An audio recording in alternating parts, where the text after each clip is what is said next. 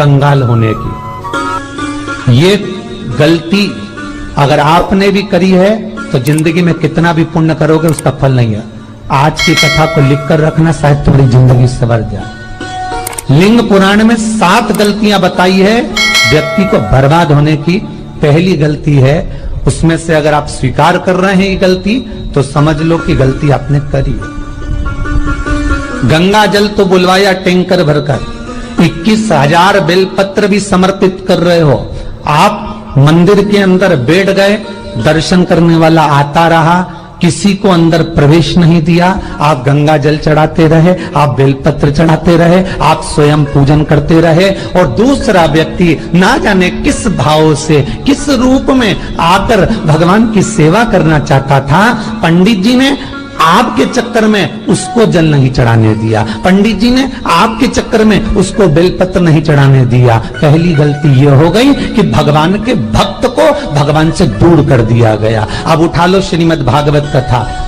2 देवताओं ने गलती करी थी। एक ब्रह्मा जी ने गलती करी थी कि गाय बछड़ों का हरण कर लिया था। 1 वर्ष होने में 1 दिन था, तब ब्रह्मा जी ने गाय बछड़े वापस दिए थे। दूसरी गलती इंद्र ने करी थी, जल वृष्टि करी, तब भगवान कृष्ण को गोवर्धन पर्वत उठाना पड़ा। दोनों देवताओं ने गलती करी, पर भगवान कृष्ण ने इंद्र को क्षमा कर दिया, पर ब्रह्मा को क्षमा नहीं करा। क्यों नहीं करा? क्योंकि इंद्र को क्षमा इसलिए करा क्योंकि इंद्र ने जब जल वृष्टि करी तो सारे ब्रजवासियों को भगवान के चरणों में लाकर छोड़ दिया। सारे ब्रजवासी गोवर्धन पर्वत के नीचे आकर बैठ गए, भगवान के चरणों में आ गए। और ब्रह्मा ने जो गलती करी वो ऐसी गलती करी कि भगवान से गाय और बछड़ों को दूर कर दिया। जो भगवान से भगत को दूर कर दे उसको शंकर कभी क्षमा नहीं कर सकता। इसलिए बर्बादी का पहला कारण आप भक्त और भगवान में दूरी बना दी।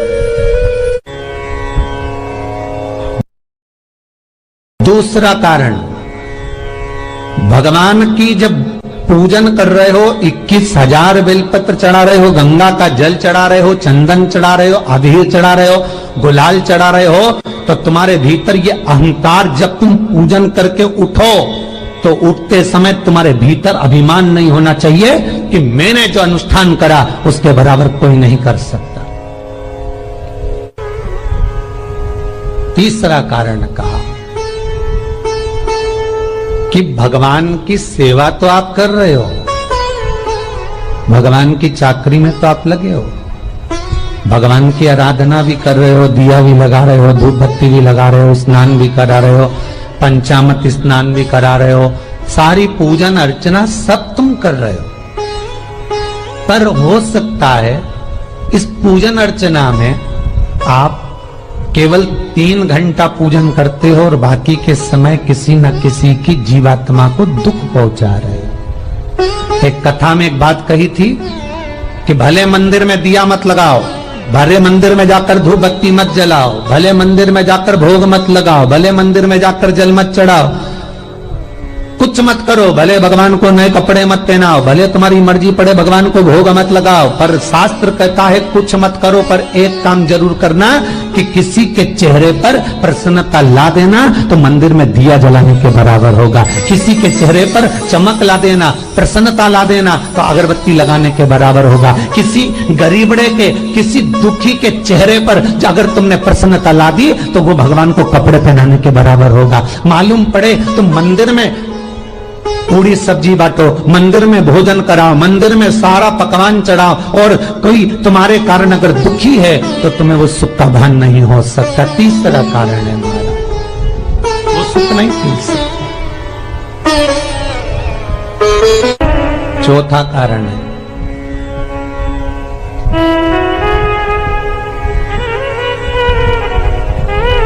महाराज,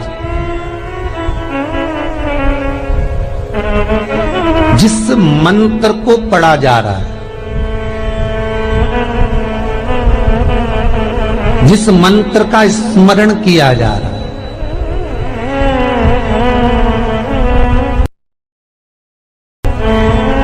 जिस भगवान की माला को हम जप रहे हैं, हम पाठ कर रहे हैं, उसमें त्रुटि उठा लीजिए। दुर्गा सप्तशती, दुर्गा सप्तशती का हिंदी अनुवाद में थोड़ा सा दृष्टांत दिया है, आपको मालूम होगा।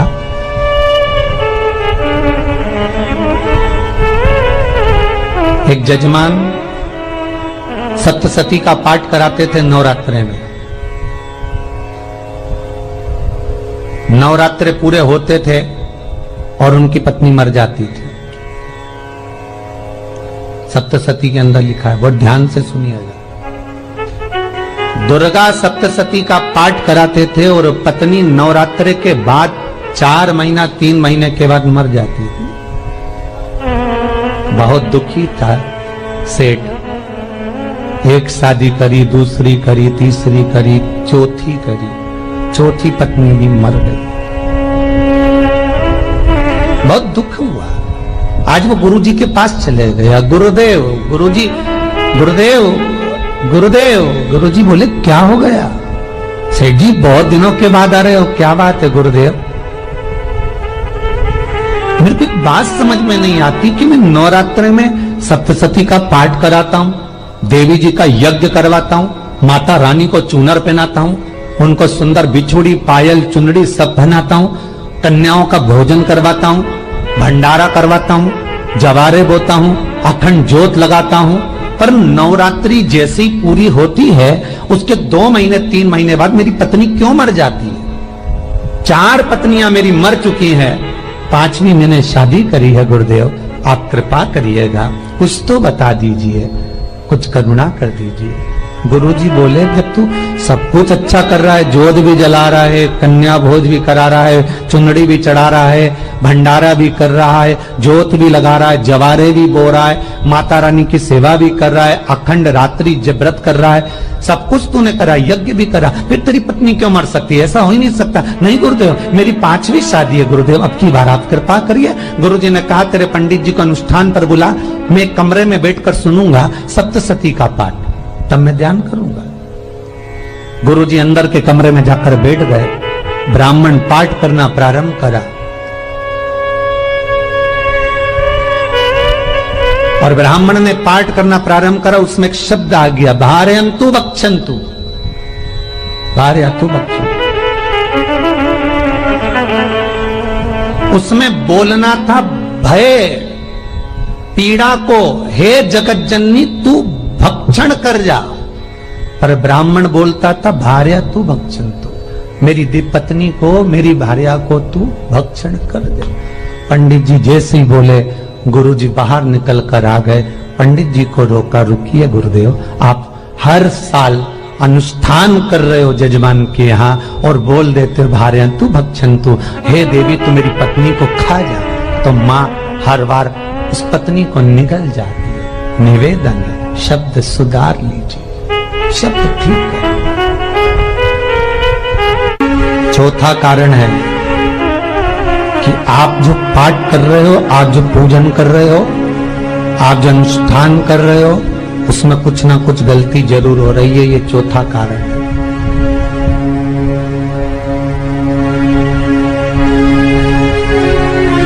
एक बार पूरे घर के लोगों को बिठाओ, अपने घर के लोगों को, मम्मी से पूछना मम्मी तुम कौन कौन सा पाठ करती हो? एक बार मम्मी से पूछना। फिर एक बार पापा से पूछना, पापा आप कौन कौन सा पाठ करते हो सुबह? फिर बहू से पूछना, भाभी आप कौन कौन सा पाठ करती हो? फिर छोटी दुल्हन से पूछना, छोटी दुल्हन तुम कौन कौन सा पाठ करती हो? भैया आप कौन कौन सा पाठ करते हो? आप कौन कौन सा पाठ करते हो? पूछना। जब घर के अंदर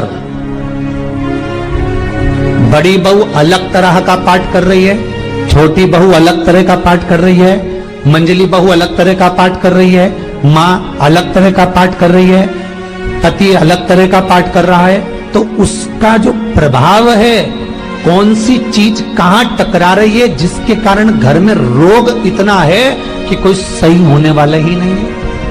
अब तुम कहो कि सीवर वाले गुरुजी ने उपाय बताया, हमने बहुत करा, पर सही क्यों? तो सही क्यों नहीं हो रहा है? उसका कारण है या तो बड़ी बहू जो पाठ कर रही, या सास जो पाठ कर रही, या पति जो पाठ कर रहा है, नाते जो भी उस घर के अंदर रहकर जो पाठ अर्चना कर रहा है, उसमें जरूर कुछ ना कुछ ऐसा हो रहा है जिसके कारण वो काम नहीं कर पा रहे। उसमें कुछ ना कुछ गलती हो रही है जिसको तुम समझ नहीं पा रहे, जिसको तुम अपने आप को बहुत विचार करते हो कि मेरे बराबर कोई नहीं कर सकता, मैं शंकर की भगत, मैं राम की भगत, मैं कृष्ण की भगत, मैं जो करती हूं बहुत अच्छा करती हूं, मैंने जो किया बहुत अच्छा करा। पर हो सकता है उसी कारण आपको दुख झेलना पड़ रहा है।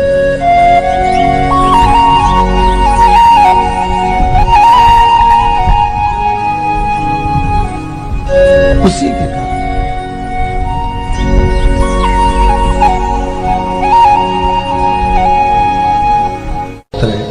महाराज, हमने जो दान किया, हमने जो पुण्य किया, हमने जो सत्कर्म किया, वो किस जगह पर लगा?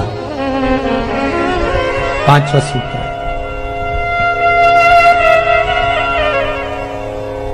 जो आप दान कर रहे हो, जो आप पुण्य कर रहे हो, सत्कर्म कर रहे हो, वो किस जगह पर लगा? ये पांचवा सूत्र। फिर निवेदन करेंगे, गाय, बेटी और लक्ष्मी 50 बार विचार करना, तब किसी को देना। बेटी किसी ऐसे को मत ब्याह देना जो जुआ खेलता हो, मदिरापान करता हो, मांसाहार करता हो, वेश्यावृत्ति करता हो। वो बेटी का सम्मान नहीं करेगा। बेटी रोएगी तो कन्यादान करने वाले को रोना पड़ेगा। दूसरे नंबर पर गौ माता, गाय ऐसे ब्राह्मण को दान मत देना कि ब्राह्मण के घर में खुद रहने की जगह नहीं और गाय को ले जाकर तुमने दे दिया और उस ब्राह्मण ने जब तक दूध दिया बांध कर रखा, एक तगाड़ी बाल्टी साड़ी के चक्कर में ले लिया, सोने के सींग के चक्कर में ले लिया और बाद में वही गाय कसाई के हाथ में बिक गई और कसाई ने काटा तो बद्दुआ तुमको लगी। बेटी, गाय और लक्ष्मी, पैसा भी किसी ऐसे भिखारी के कटोरे में मत दान देना कि जिसने ले जाकर मदिरापान में लगा दिया, जुए में लगा दिया, वैश्यावृत्ति में लगा दिया। अगर जिस भिखारी के कटोरे में पैसा दिया उसने शाम को ले जाकर मदिरापान में, जुए में लगा दिया, तो लक्ष्मी रोती है कि तूने मुझे गलत जगह पर दिया है, इसलिए अब तुझे रोना पड़ेगा। तब व्यक्ति को रोना पड़ता है, फिर व्यक्ति रोता है। गाय, बेटी और लक्ष्मी 50 बार विचार करो, क्या सही जगह पर दे रहे हो? और अच्छी जगह पर दोगे तो संपदा भी बढ़ती है, सुख आता है। अगर बेटी सुखी रहेगी तो मायके के लोग सुखी रहेंगे, गौ माता सुखी रहेगी तो संसार सुखी रहेगा। और आपने जो धन दिया, आपने जो पैसा दिया किसी भिखारी के कटोरे में, अगर उसने गलत जगह पर लगाया तो रोना तुमको पड़ेगा। किसी आजकल के भिक्षुकों को अगर रोटी दे दो तो लेते ही नहीं, आटा दो तो नहीं लेते।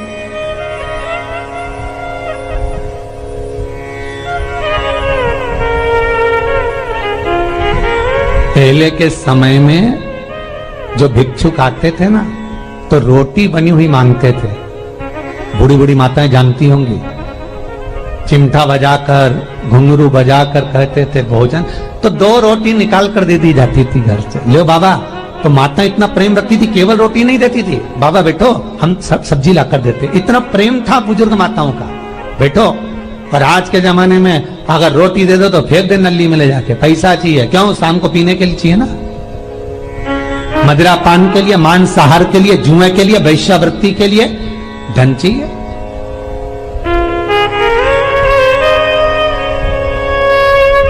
भोपाल के और इंदौर के, इंदौर का राजवाड़ा चौराया और भोपाल का लाल घाटी चौराया, इन दोनों चौराहे पर इतने से बच्चे लोग भीख मांगते हैं और उनकी माताएं और उनके पिता रोड के किनारे पर चिलम लगाते बैठे रहते हैं, पांव लंबे करके पड़े हैं और ये कमा कमा के उनको दे रहे हैं। और धन्य हैं ऐसे लोग जो उनको दान भी दे देते हैं। जिसको जरूरत है उस तक कुछ नहीं पहुंचता। अभी भी 4-6 महीने लॉकडाउन चला, जिसको जरूरत थी एक रोटी की उस तक कुछ नहीं पहुंचा, और जिसके पास में पहले से भरा हुआ था उसने और ले जाके भर लिया। जिसको जरूरत थी उस तक नहीं पहुंचा। अभी ठंड आ रही है, बहुत सारी संस्थाएं कंबल बांटेगी, रेलवे स्टेशन पे लोगों को कम्बल उड़ा रहे हैं, कोई सो रहा है जमीन पे उसको कम्बल उड़ा रहा है, बस स्टैंड पे चले गए कोई रोड पे सो रहा है कम्बल उड़ा रहा है, तो इतना बड़ा नाम चलेगा कि उनने कम्बल उड़ाए, कम्बल उड़ाए, कम्बल उड़ाए। और वो कम्बल जिसको उड़ाया वो दूसरे दिन जाकर कपड़े की दुकान पर बेच के आ गया, 200 रुपए लिया है, रात को पीकर फिर सो गया, क्योंकि फिर कहीं कहाँ आएगा, फिर उड़ा के चले जाएगा, क्योंकि इन्होंने तो ये करके रखा है कि नाम कमाना है तो कम्बल उड़ाए जाओ। जिसको जरूरत है वहां तक सामान नहीं पहुंचता भाई, जिसको जरूरत है वहां तक सामग्री नहीं पहुंचती भाई। आपने दिया और उन्होंने ले जाकर बेच दिया, तो फिर सोचते हो कि मैंने तो पुण्य करा है। कई लोग कहते हैं मैंने दान करा, मेरे को इतना फल मिलेगा। काय का दान करा? ऊपर तो जा, यमराज के डंडे पड़ेंगे।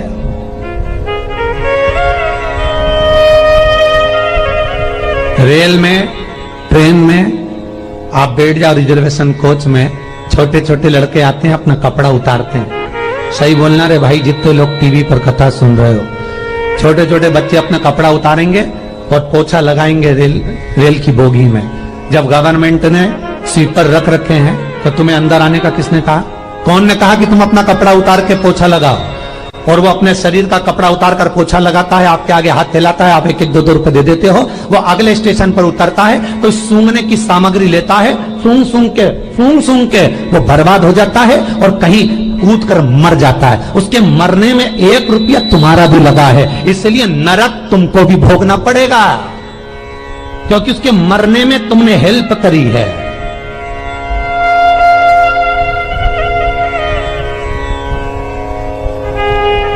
तुमने तो रुपया दिया था भोजन करने के लिए, उसने कोई सूंघने की सामग्री ले ली और सूंघ सूंघ के नशे में मर गया।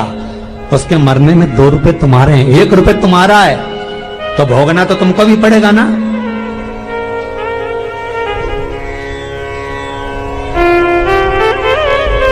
कहीं अच्छी जगह लगाओ, सत्कर्म की ओर लगाओ, तो सुख का आनंद कुछ और ही होगा, सुख का आनंद कुछ और ही प्राप्त होगा।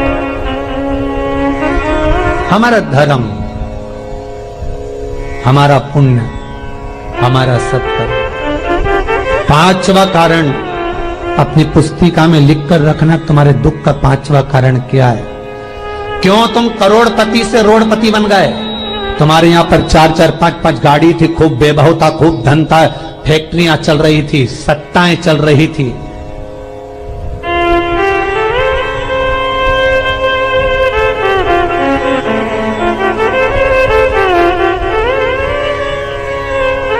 खूब सत्ताएं थी, खूब वैभव था, खूब धन था, पर कुछ भी नहीं, सब धरा की धरा रह गए। सारा कोई वैभव बचा ही नहीं, कोई वैभव नहीं। एक हमारे सेंधवा के भगत हैं महाराज, बड़े भावपूर्ण भगत।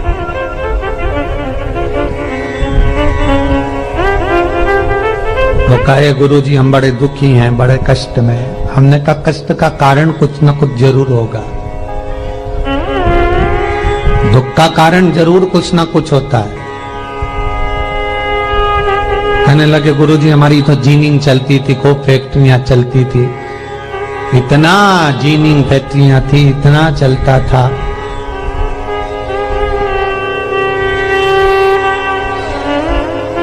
इतनी जीनिंग चलती थी, इतनी फैक्ट्रियां चलती थी, गुरुदेव बहुत दुखी हो गए। हमने कहा दुख का कारण, जो ये 7 कारण है शिव महापुराण के, लिंग पुराण में जो 7 कारण बताए हैं दुख आने के, जब फैक्ट्रियां अच्छी चल रही, जीनिंग अच्छी चल रही, व्यापार अच्छा चल रहा है, तो 7 कारण बताए हैं कि आप उन 7 कारण में से कोई कारण आपके साथ में हुआ है जिसके कारण आप रोड पर आ गए, करोड़पति से रोड़पति बन गए।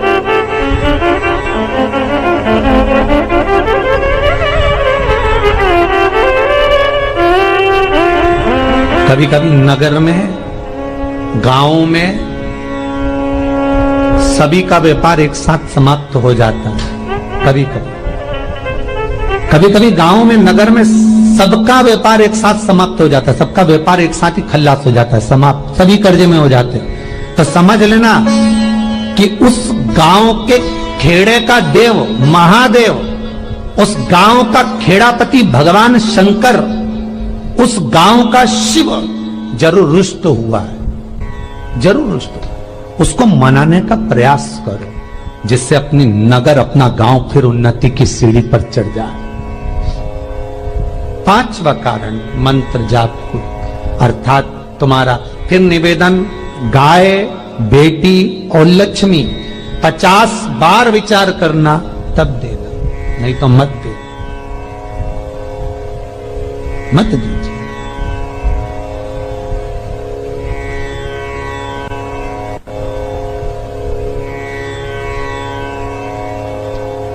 और महाराज भगवान शिव की कथा का छठा कारण बता, हमारे दुख का कारण छठा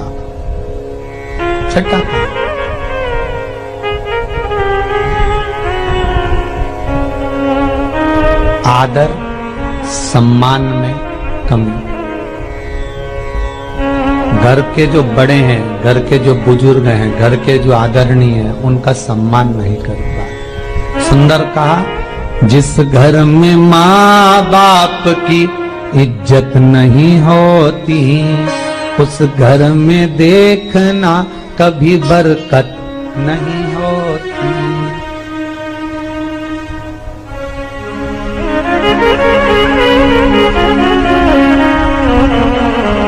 छठा कारण है सम्मान, सत्कार, आदर ना होना। जब धन, सातवां कारण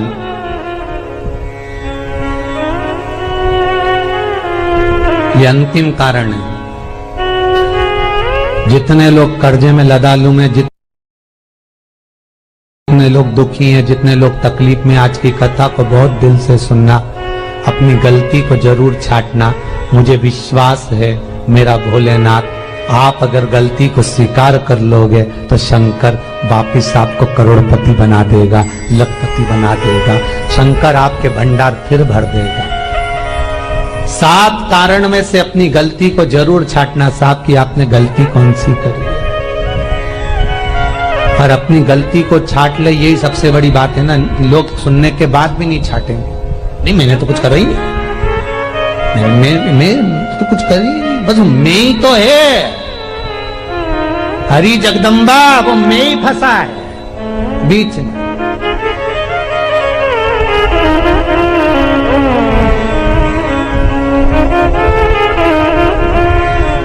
सातवां कारण महाराज, किसी का बेकार धन हमारे घर में आ जाए। दोस्तों, अगर वीडियो पसंद आई है तो प्लीज नीचे दिए लाल बटन को दबाएं, चैनल को सब्सक्राइब करें और हाँ, घंटी के बटन को भी दबाना ना भूलें।